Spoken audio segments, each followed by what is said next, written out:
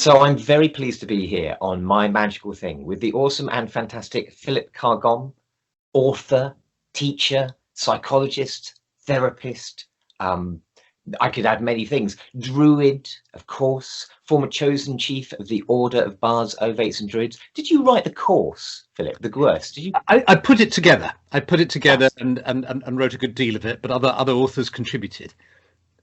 Well, thank you for your input to that and for curating that remarkable thing that I know lots and lots of hundreds and hundreds, probably thousands of people have gone through and really benefited from.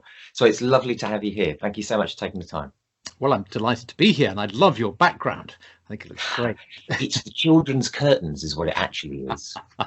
There we go, revealing the trade secrets. Yes. Philip, please, may we see your magical thing? Yes, indeed. Well, this is my connection with a line of ancestors, and it's a dolmen.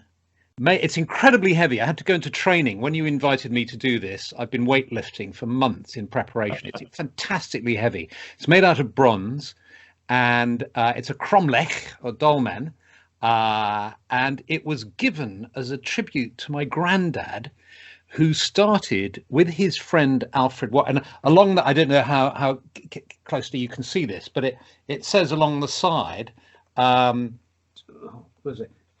In tribute to M. Carr-Gomm, 1949, by the Straight Track Club, in appreciation of his work, presented to M. Carr-Gomm. That's it. And he started this idea of a club with Alfred Watkins, you know, the chap who taught about ley lines.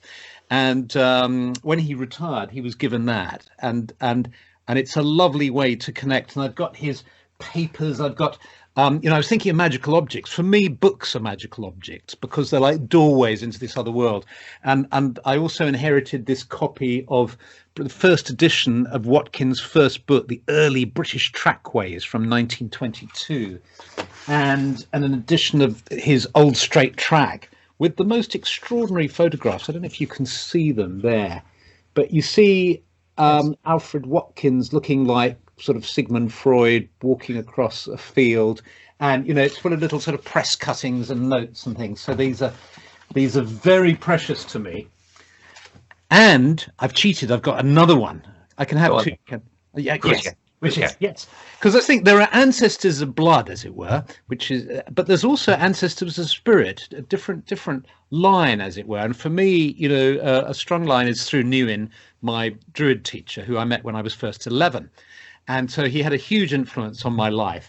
And when he appeared to me 9 years after he died and told me to get all of his books, because like a kind of cocky young person, he occasionally gave me one of his books, and I sort of assumed he'd gradually give me all the books that he'd had published, rather than doing the decent thing and going out and buying them as you would when you're a bit older. But, you know, but I was a teenager at that time.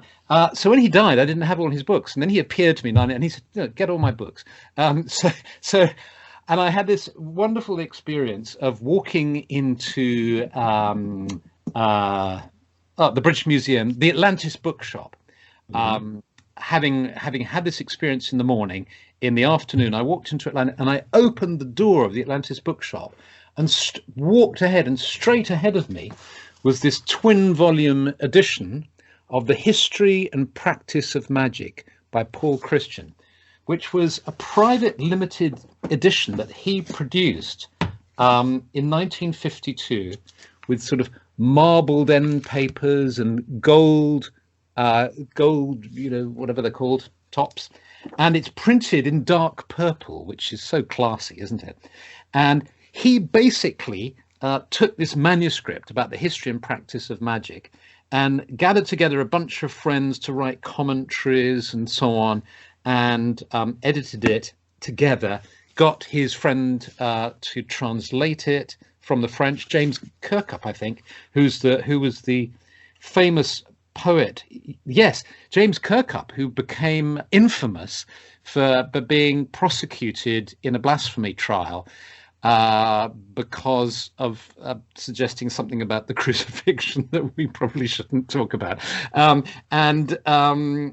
and it's got supplementary articles by Lewis Spence, who people will recognize, and so on. And it's just the most fantastic book. So there you go, books and an artifact that connect me with my ancestors. Those are fantastic. What delightful magical texts. And that, can we have another look at the kind of the cromlech ancestral anchor stone? Yes. This is just the most spectacular thing. You are going to be able to lift this again, aren't you? Yes. If I ever feel like I need grounding, I just touch this. It's got the most beautiful top, you see, which is about the size of a hand. Yes. And you see there, it's just the most lovely thing. Yeah. Philip Carr-Gomm, that's fantastic. Thank you so much for introducing us to that array of magical things. It's lovely to see you, my friend. It's a pleasure. Lovely to see you, and thank you for inviting me. Be well. Thank you. Bye. Bye-bye. Bye.